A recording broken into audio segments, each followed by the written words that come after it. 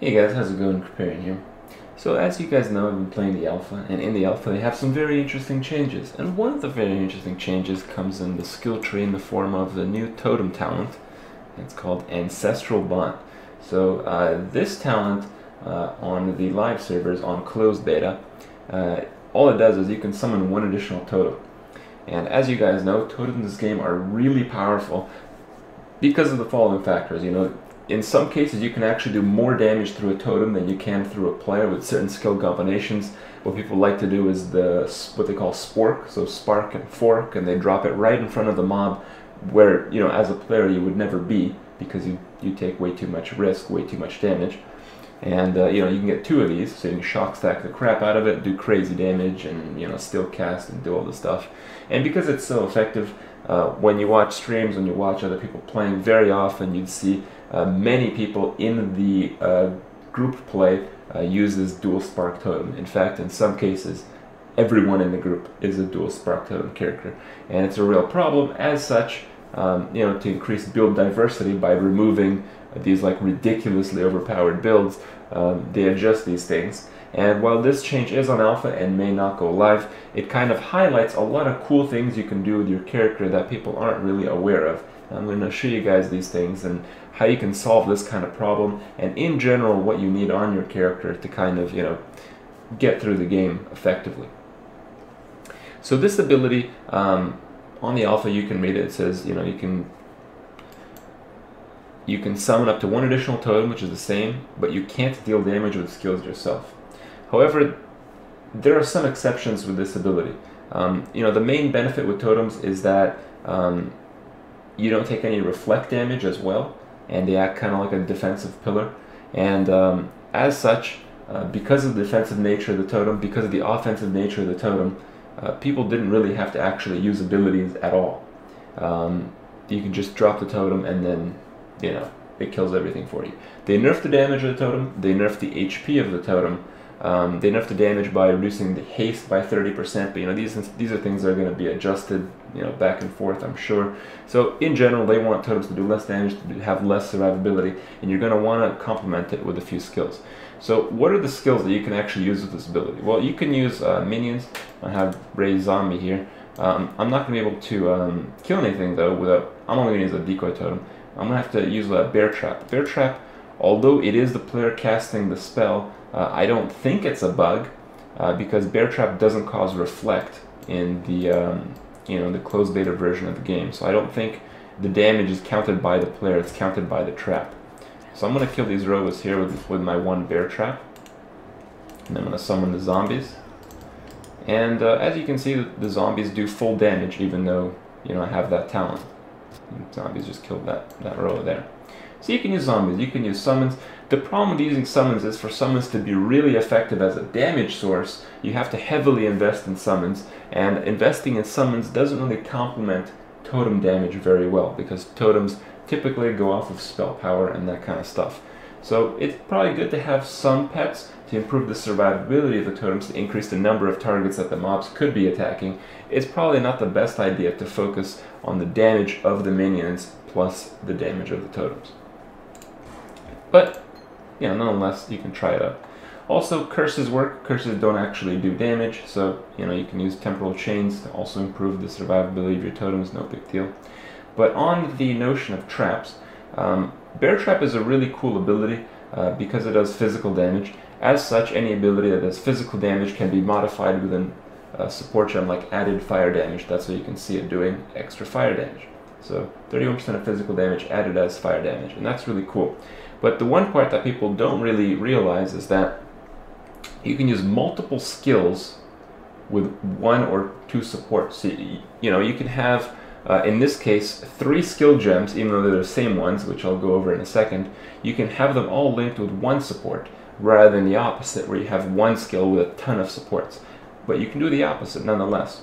So you can use Bear Trap, but you can have 3 different versions. You have, I have the main one, which is leveled up, and the 2 that aren't leveled up. But, they're all here. So I'm going to show you guys what happens when I use them all individually. A lot of you guys are aware of this, but some of you guys are not. The thing with Bear Trap is Bear Trap is a really good single target ability, but it has limited number of uses. So one Bear Trap is going to allow you to, cast 3 of these until you have to wait for the recharge. So, I can cast 3 Bear Traps here. You can see that it didn't actually use the Bear Traps that I didn't actually use. So they all have independent recharge timers. So if you want, if you want to cast 9 Bear Traps in a row, then you can use something like this. Bear Trap, Bear Trap, Bear Trap, added fire. Just a crazy amount of traps. The number of traps that you can lay at any given point is still 3, but because they're all separate cooldowns, they're going to recharge a lot faster. You guys can see I just dropped something like 10 traps in a row, and they're still coming off cooldown now.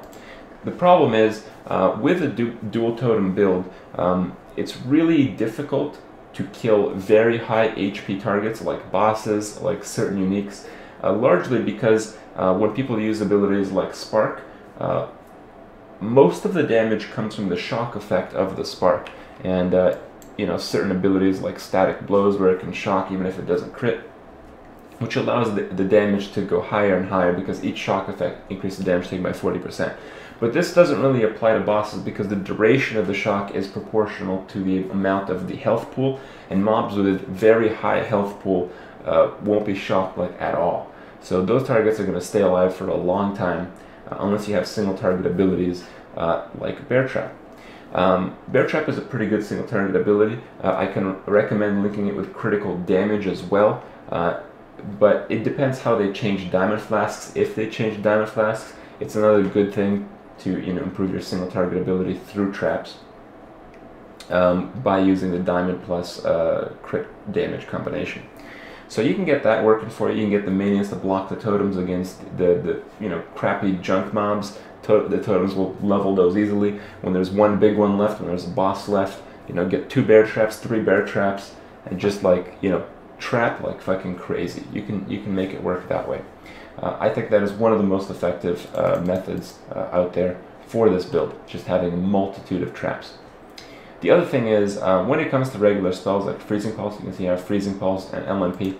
You can see that it doesn't have a DPS value because it doesn't actually do damage. So, I can just go up to the zombie, I can Freeze Pulse it endlessly. It's never going to die because of my totem talent. I can't do any damage.